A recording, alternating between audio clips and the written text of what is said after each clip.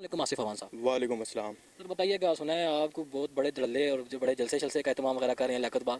انشاءاللہ یہ انشاءاللہ عوامی ریفرینڈم ہوگا. بالکل ہمارا یہ موقف ہے کہ ہم نے سیاست کو جو ہے نا اس چیزوں کو چینج کرنا ہے. لوگ اپنی گاڑیوں میں آئیں. بھائی جلسے میں اس وقت ایسی صورتحال میں جلسہ این او سی وغیرہ مل گئی آپ کو پہلے جو تو یہ بتائیں. الحمدللہ انشاءاللہ اللہ پاک کے حکم سے ہو جائے گا. مجھے جو بتائیے گا کیا ہو مطلب اس جلسے میں کیا کوئی ایسا اعلان، کیا موٹو، کیا آپ کیا کہنے جا رہے ہیں؟ ہم اس جلسے کے اندر اپنا باقاعدہ منشور دیں گے اور سولوشن بیس باتیں کی جائیں گی ساری. ہر طبقے اور ہر جتنے بھی جو پروفیشنلز ہیں جتنے بھی ہیں ان کو ہر چیز کا حل بتایا جائے گا اس جلسے کے اندر. جلسے کا کروانے کا مقصد ہی یہی ہے کہ لوگ آ کے بات سنیں، سمجھیں اور پرکھیں کہ کون لوگ جو ہیں بہتر ہیں. بس ہمارا جلسہ کرانے کا مقصد. میاں صاحب کی آمد پر خوش ہیں؟ دیکھیں جی، میاں صاحب کی آمد پر ابھی چھوٹا میاں جب آئے تھے سب نے دیکھ لیا تھا. جب بڑا میاں آئے گا تو آ گیا ہے، دیکھ لیں، اس کو بھی سارے دیکھ لیں گے. تو بات کہی جا رہی تھی کہ میاں جب آئے گا تو لگ پتہ جائے گا. چھوٹا لگا پھر؟ نہیں فی الحال تو نہیں پتہ لگا، ابھی پتہ شاید لگنے والا ہے. یہ بتائیں آئندہ الیکشن میں کیا ایکسپیکٹ کر رہے ہیں؟ اچھا ایکسپیکٹ کر رہے ہیں انشاءاللہ. اللہ پاک کے حکم سے محنت جاری ہے، باقی صلہ اللہ جانے. صحیح محنت ہم کر رہے ہیں، صلہ میرا اللہ دینے والا ہے. خان صاحب کے بارے میں کیا کہیں گے؟ آج کل بڑے مشکل حالات میں ہیں. اللہ پاک تمام سب کی جو ہے نا مشکلات کو آسان کرے. میاں صاحب کی بھی کیسے جو لوگ پاکستان کے بارے میں اچھا سوچتے ہیں، پاکستان کے لیے کچھ کرنا چاہتے ہیں، اللہ پاک ان کے لیے بہتر فرمائے. اچھا ٹھیک ہو گیا. پاکستان آزادی پارٹی کا منشور آپ جو ہے وہ لیاقت باغ میں بتائیں گے، ٹھیک ہے؟ آصف بھائی الیکشن کی ڈیٹ اناؤنس ہو چکی ہے جنوری میں 2024 میں. کیا امیدیں ہیں، ہو جائے گا الیکشن یا؟ ڈیٹ تو پچھلے سال سے ہی اناؤنس ہو رہی ہے. مطلب الیکشن کمیشن کی طرف سے پچھلی دفعہ بھی ہوئی تھی، انہیں کی طرف سے ہی ہوئی تھی. تو اللہ کورٹ کا پاک آرڈر تھا.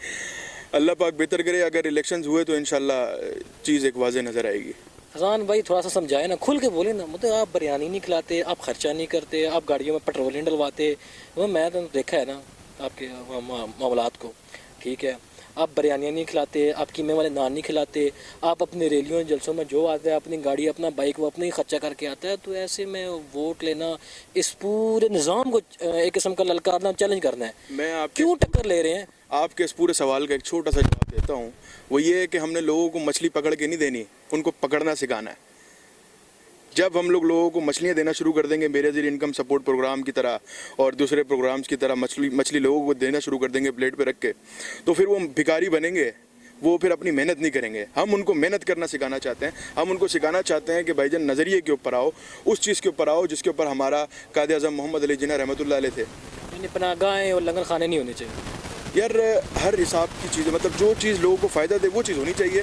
بے نظیر انکم سپورٹ پروگرام ہے، اس کو ختم کر کے اللہ تعالیٰ نے اگر موقع دیا اس کو ختم کر کے ہم فاطمہ جناح انکم سپورٹ پروگرام لے کر آئیں گے. مگر اس کے اندر چھوٹی چھوٹی انڈسٹریز ہوں گی، چھوٹی چھوٹی ٹیکسٹائل ملز ہوں گی، اس کے اندر لوگ کام کریں گے، محنت کر کے کمائیں گے. ان کو مفت کا مہینے کا نہیں ملے گا. بے نظیر کا سپورٹ کا پروگرام چل رہا تھا، بعد میں احساس پروگرام چلا. آپ کتنا پروگرام لانچ کیے ہیں، پہلے والوں کو ختم کر رہے ہیں، تو آپ اور دوسرے لوگوں میں کیا فرق ہے؟ ہم ان کا پروگرام لے کر آئیں گے جنہوں نے اس ملک کا پروگرام بنایا تھا. قائد اعظم محمد علی جناح، لیاقت علی خان، فاطمہ جناح، علامہ اقبال. ان کو پس پش ڈال کے اپنے قائدین کی تصویر لگا کے، ان کی تصویر لگانی چاہیے فلیکسز کے اوپر. ان کو آگے لے کر آنا چاہیے جن کی وجہ سے آپ کی بیس بنی ہے، جن کی وجہ سے پاکستانیت ہمیں نیشنلٹی ملی ہے، جن کی ہم سندھی، پشتو، اپنا بلوچی اور سرائکی میں بٹ گئے. ہم میں سب نے ایک ہونا ہے. مجھے پشتو سے یاد آیا، افغان مہاجرین کی منتقلی ہو رہی ہے، اس فیصلے کو کیسے دیکھ رہے ہیں؟ دیکھیں جی، جن کی ایک یا دو نسلیں یہاں پر پاکستان میں پلی بڑی ہوئی، تعلیم حاصل کی، ہم کہتے ہیں کہ ان کو جو ہے نا نہیں کرنا چاہیے. مگر جو یہاں پر دیکھیں ہر ملک ہوتا ہے، اس کی جو اکانومی ہوتی ہے وہ کتنا بوجھ برداشت کر سکتی ہے.